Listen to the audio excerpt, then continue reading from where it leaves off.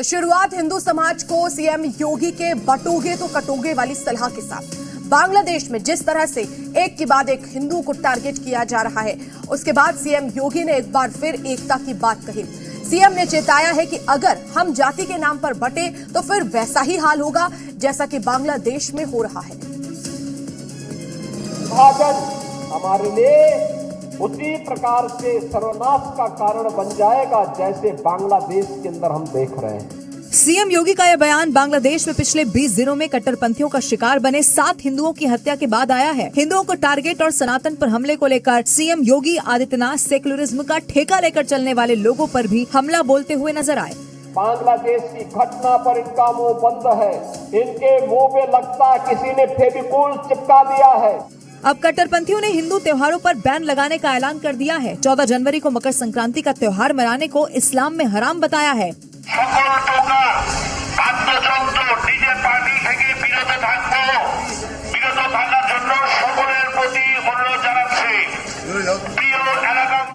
सब कुछ खुलेआम हो रहा है, लेकिन कट्टरपंथियों की हिमायती यूनुस सरकार मौन है। यूपी के प्रयागराज में चल रहे मिनी महाकुंभ में आज सीएम योगी आदित्यनाथ ने आस्था की डुबकी लगाई। माघ मेला पहुंचे सीएम योगी जब मंच से बोल रहे थे तब देश के 100 करोड़ सनातनी सुन रहे थे। राम भक्त और कोई गंगा भक्त देश की सत्ता में रहता है, ऐसा दिव्य अवसर तब प्राप्त होता है। सीएम योगी का सबसे लेटेस्ट उदाहरण ऐसे वक्त में आया जब प्रयागराज में माघ मेला चल रहा है। सीएम ने अपने बयान में गंगा भक्त और राम भक्त को देश की सत्ता में काबिज होना बताया। उनके इस बयान को डिकोड करें तो योगी सरकार ने महाकुंभ से पहले गंगा की निर्मलता के लिए कदम उठाए। वहीं मोदी सरकार में 500 साल से चल रहे विवाद का हल हुआ और अयोध्या में रामलला की मूर्ति की प्राण प्रतिष्ठा हुई। सीएम योगी प्रयागराज पहुंचते ही संगम में पूजा करने पहुंचे और फिर संगम में आस्था की डुबकी लगाई। संगम का पानी ठीक वैसे ही निर्मल है जैसे कि महाकुंभ के दौरान था, यानी निर्मल, अविरल और शुद्ध। पहले मैं त्रिवेणी में डुबकी लगा करके कृतज्ञता ज्ञापित करूंगा माँ गंगा के प्रति, माँ यमुना और माँ सरस्वती के प्रति। माघ मेले की शुरुआत से ही सीएम योगी की माघ मेले पर बराबर नजर है। प्रयागराज के माघ मेले में मकर संक्रांति के मौके पर दूसरा प्रमुख स्नान होने वाला है और उसको लेकर सीएम योगी ने अधिकारियों के साथ बैठक कर दिशा निर्देश जारी कर दिए हैं। साथ ही कमान अपने हाथों में ले ली है। स्नान के दौरान किसी तरह की कोई परेशानी न हो, इसके लिए खुद सीएम योगी तैयारियों का जायजा लेने के लिए प्रयागराज पहुंचे। सीएम योगी ने बोट के जरिए घाटों का जायजा लिया। स्नान के लिए बनाए गए घाट की बारीकियों के बारे में अधिकारियों से जानकारी ली। हिंदुओं के सबसे बड़े तीर्थ संगम में डुबकी लगाकर सनातनी अपने पापों को धोने आते हैं। मिनी कुंभ में अभी तक ये आंकड़ा 1 करोड़ पहुँच चुका है, जिसकी जानकारी खुद सीएम योगी ने दी। आज से 10 साल पहले, 8 साल पहले क्या ऐसा मिल पाता था क्या? 31 लाख और पिछले 5-6 दिनों में 1 करोड़ श्रद्धालु स्नान कर चुके हैं। सीएम ने संगम की आरती करने के साथ ही नाव से पक्षियों को दाना डाला और साथ ही मेला क्षेत्र में हर तैयारी का जायजा लिया। यूपी के अलीगढ़ मुस्लिम यूनिवर्सिटी का विवादों से पुराना नाता रहा है। जिस यूनिवर्सिटी में बुर्के और हिजाब पर बैन नहीं है, वहां एक हिंदू स्टाफ के तिलक लगाने पर टोका टाकी होने लगी, जिसके बाद पीड़ित ने सीएम योगी से न्याय की गुहार लगाई है। आरोप लगाने वाला ये शख्स है पंडित आशीष शर्मा। जिस यूनिवर्सिटी में टोपी पर पाबंदी नहीं है, बुर्के हिजाब पर पाबंदी नहीं है, वहां उन्हें तिलक पर ऐतराज हो गया। हालांकि आशीष के इस तिलक पर उनके अधिकारियों को दिक्कत नहीं है, लेकिन कुछ कट्टरपंथी उनके तिलक से घबराए जा रहे हैं। उन्होंने हमारे धर्म पे उंगली उठाई, टीके पे टिप्पणी करी, ऑफिस में आके धमकाया। भाई क्यों है? तो हमारे सेक्शन ऑफिसर को आपत्ति नहीं है, हमसे एमएस को आपत्ति नहीं है, प्रिंसिपल को आपत्ति नहीं है, किसी अधिकारी को आपत्ति नहीं, लेकिन समीर मुर्सिल तो मेरे ऑफिस के अधिकारी भी नहीं है। दरअसल फाइनेंस ऑफिसर समीर मुर्सिल खान पर यह आरोप लगा है। आशीष के मुताबिक जब वो कार्यालय के अंदर पहुंचे तो उनके टीके पर टिप्पणी करते हुए उन्हें वहां से भगा दिया गया, जिसके खिलाफ अब आशीष ने मोर्चा खोल दिया। यूपी के कानपुर में धर्मांतरण का एक सनसनीखेज मामला सामने आया है। आरोप है कि यहां एक गैंग उन लोगों को टारगेट कर रहा था जिन्हें पैसों की जरूरत थी और पैसों का लालच देकर उनका धर्म बदलवा रहा था। ये बिल्डिंग धर्मांतरण गैंग का वही अड्डा है जहां धर्म परिवर्तन का गोरख धंधा चल रहा था। नवाकांति सोसाइटी के नाम से चल रही संस्था की आड़ में गरीब और भोले भाले लोगों को पैसा देकर धर्मांतरण किया जा रहा था। यहाँ पर लोगों को लाया जाता था, पहले कुछ दिन तक तमाम सारी प्रलोभन दिए जाते थे, लालच दिए जाते थे, कई सारी अन्य चीजें बताई जाती थी। उसके बाद जो बाइबल है उसको पढ़ाया जाता था। यहाँ पे जो ईसाई धर्म की प्रार्थना होती है वो कराई जाती थी। धीरे धीरे लोगों को ईसाई धर्म की तरफ प्रेरित करने लगे। आसपास के इलाकों के रहने वाले लोगों का आरोप है कि यहाँ संगठित तरीके से धर्मांतरण का जाल फैला हुआ था। दलित समुदाय के लोग टारगेट पर होते थे, मदद और कौशल प्रशिक्षण के नाम पर झांसा देते थे। हर महीने 6,000 रुपए देने का लालच दिया जाता था। यहाँ विदेशी लोगों की मौजूदगी भी देखी गई। फिलहाल पुलिस ने शिकायत के आधार पर FIR दर्ज कर ली है। आरोपियों की तलाश भी की जा रही है। अयोध्या में राम मंदिर परिसर की सुरक्षा व्यवस्था में चूक सामने आई है। एक युवक को दक्षिणी परकोटे क्षेत्र में नमाज पढ़ते हुए हिरासत में लिया गया। दावा किया जा रहा है कि युवक ने नमाज पढ़ने से रोके जाने पर नारेबाजी की। युवक के पकड़े जाने पर खुफिया एजेंसी और पुलिस अलर्ट पर है। 55 साल का ये वही शख्स अहमद शेख है जिस पर दक्षिणी परकोटे परिसर में नमाज पढ़ने का आरोप है। आरोपी कश्मीरी बताया जा रहा है। जांच में युवक के पास से काजू और किशमिश भी मिली है और वो अजमेर जाने की बात कह रहा है। सुरक्षा में इतनी बड़ी सेंध लगाने के बाद खुफिया एजेंसियां युवक को हिरासत में लेकर पूछताछ कर रही हैं। इसके साथ ही कश्मीर में अहमद शेख को लेकर जांच की जा रही है। नमाज पढ़ने वाले युवक को लेकर सूफी फाउंडेशन की तरफ से भी बयान आया और उसके पाकिस्तान से तार जुड़े होने का अंदेशा जाहिर किया गया। ये सुरक्षा में बहुत बड़ी सेंध है। सांप्रदायिक सद्भाव को खराब करने की क्या साजिश थी? कश्मीरी है, इससे कई तार पाकिस्तान से भी जुड़ते। इस मामले में मंदिर प्रबंधन की तरफ से कोई बयान नहीं आया, लेकिन मामले की संवेदनशीलता को देखते हुए सुरक्षा एजेंसियां हर पहलू से जांच कर रही हैं। सीएम योगी आदित्यनाथ ने उत्तर प्रदेश के संभल को कब्जा मुक्त करने का संकल्प लिया है और उसी संकल्प के तहत जहां कब्जा होने का पता चलता है वहां योगी का प्रशासन पहुंचता है, जांच करता है और अवैध पाए जाने पर पीला पंजा गरजने के लिए स्टार्ट हो जाता है। पिछले दिनों से संभल के अलग अलग इलाकों में योगी बुलडोजर की गूंज सुनाई दे रही है। तालाब और कब्रिस्तान की जमीन पर बने अवैध निर्माण को जमींदोज किया जा रहा था।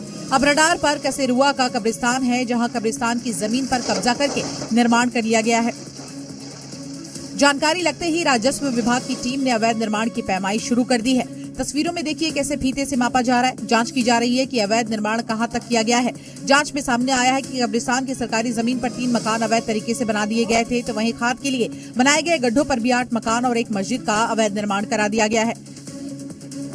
जांच पूरी होने के बाद अब बुलडोजर चलने का इंतजार है। हो सकता है कि अगले कुछ घंटों के बाद पीला पंजा यहां गरजता हुआ दिखाई दे।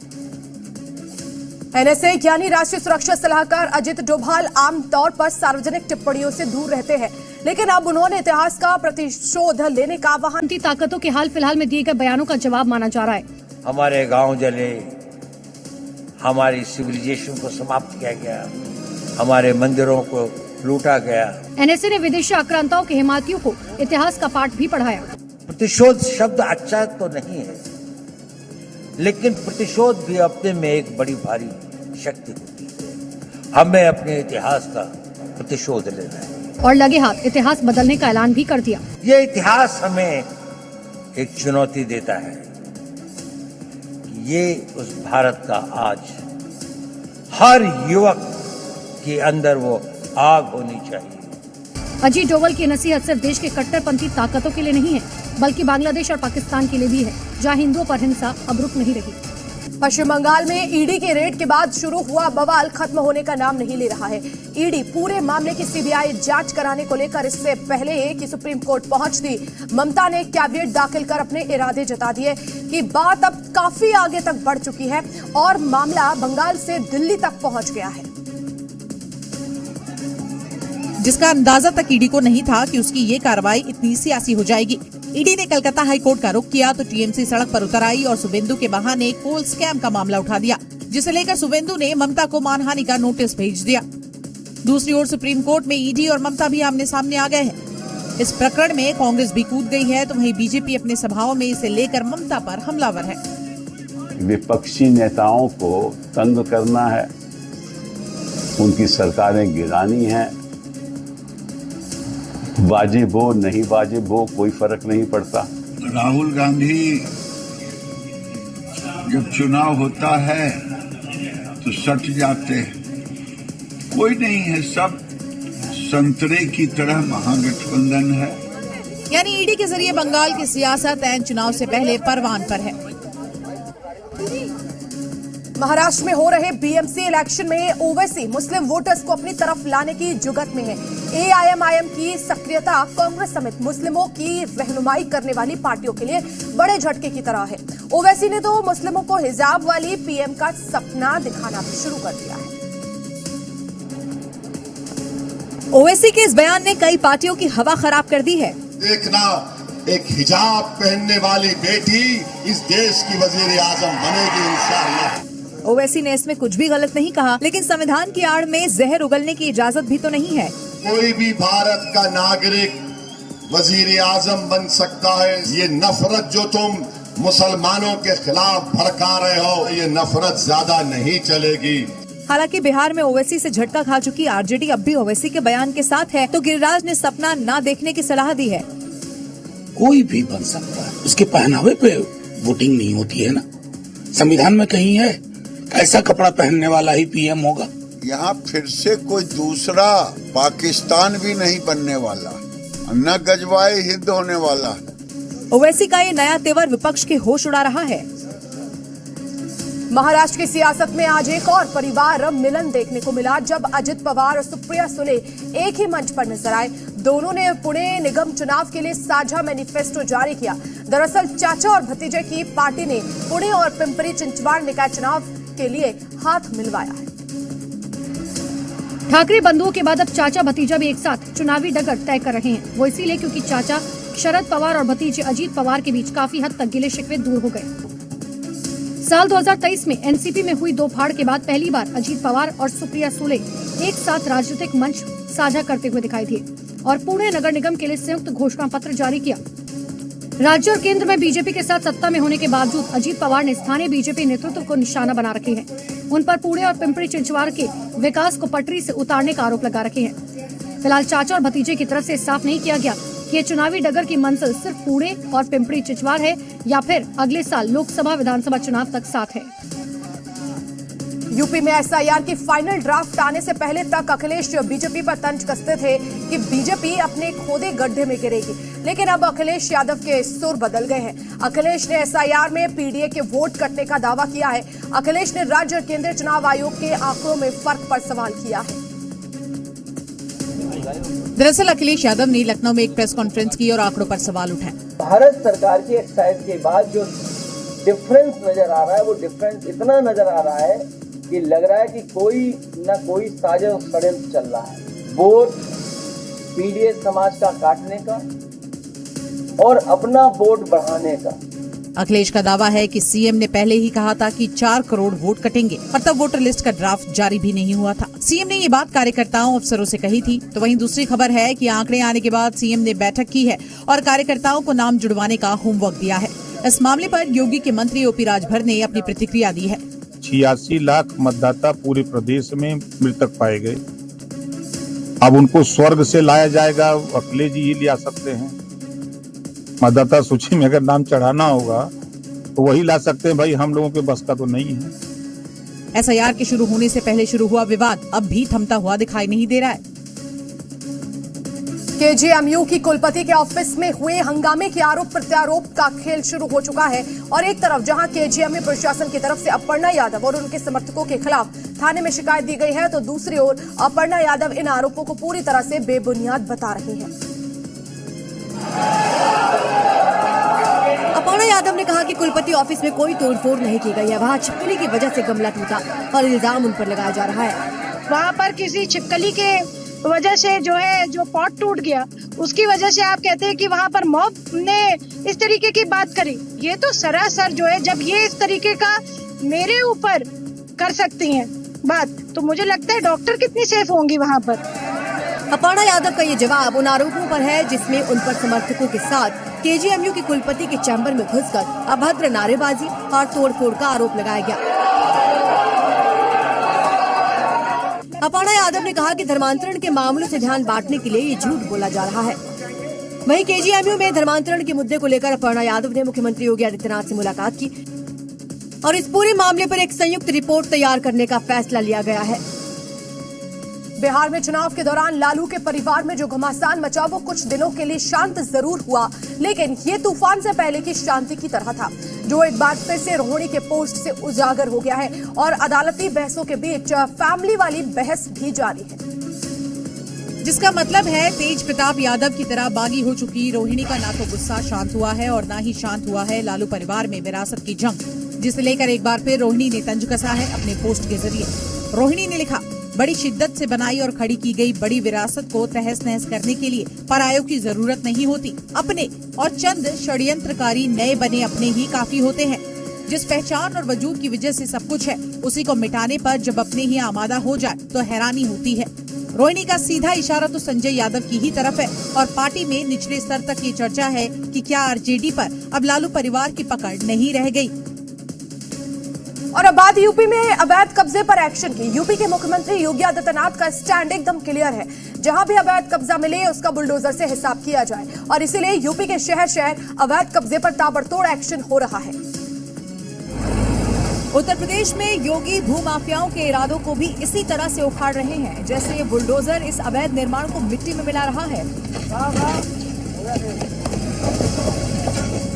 बुलडोजर एक्शन की ये तस्वीरें आगरा की हैं, जहां हरिपर्वत और ताजगंज इलाके में अवैध निर्माणों पर बुलडोजर गर्जा। आगरा विकास प्राधिकरण ने यहां अवैध तरीके से बन रही कॉलोनियों को बुलडोजर से जमींदोज कर दिया। हजारों वर्ग मीटर जमीन पर भूमाफिया बिना नक्शा पास कराए अवैध कॉलोनियां बना रहे थे। आगरा में बुलडोजर ने हिसाब किया तो संभल में बुलडोजर का टारगेट फिक्स किया गया। यहाँ कब्रिस्तान और सरकारी तालाबों की जमीन पर अवैध कब्जा हटाने का नोटिस जारी किया गया। अगर सोमवार तक यहाँ अवैध निर्माण नहीं हटाया गया तो बुलडोजर के जरिए अवैध कब्जे को ध्वस्त कर दिया जाएगा। वाराणसी में मणिकर्णिका घाट पर प्रशासन का बुलडोजर गरजना शुरू हो गया है।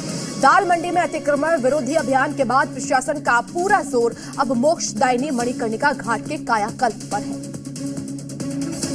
महाशमशान पर बुलडोजर की ये कार्रवाई प्रस्तावित कॉरिडोर निर्माण को लेकर चल रही है। बुलडोजर की हर एक चोट काशी की सकरी गलियों और ऐतिहासिक घाटों की सूरत बदलने की दिशा में उठाया गया कदम है। यहाँ पर लगातार बुलडोजर तोड़फोड़ करता हुआ नजर आ रहा है और जिस तरीके से यहाँ पर तमाम जो घाट है अब उसको तोड़ दिया गया है। जो लकड़ी की बड़ी बड़ी टालें हैं उसको यहाँ पर तोड़ा जाएगा, उसको हटाया जाएगा। कहा यह जा रहा है कि जहाँ पर चिताएं 24 घंटे जलती थी, आग ठंडी नहीं होती थी, और वहाँ पर इस तरीके के बुलडोजर गरज रहे हैं। चलिए अब आपको डिटेल में बताते हैं कि वाराणसी में इस बुलडोजर कार्रवाई के पीछे आखिर मास्टर प्लान क्या है। दरअसल यहाँ मणिकर्णिका से सिंधिया घाट तक कॉरिडोर प्रस्तावित है, जिसके तहत पूरे इलाके का सुव्यवस्थित तरीके से चौड़ीकरण किया जाएगा। घाटों पर तीर्थयात्रियों के लिए बेहतर सुविधाएं होंगी। शवदाह के लिए सुगम मार्ग बैठने की व्यवस्था की जाएगी। साथ ही सिंधिया घाट तक कनेक्टिविटी को भी मजबूत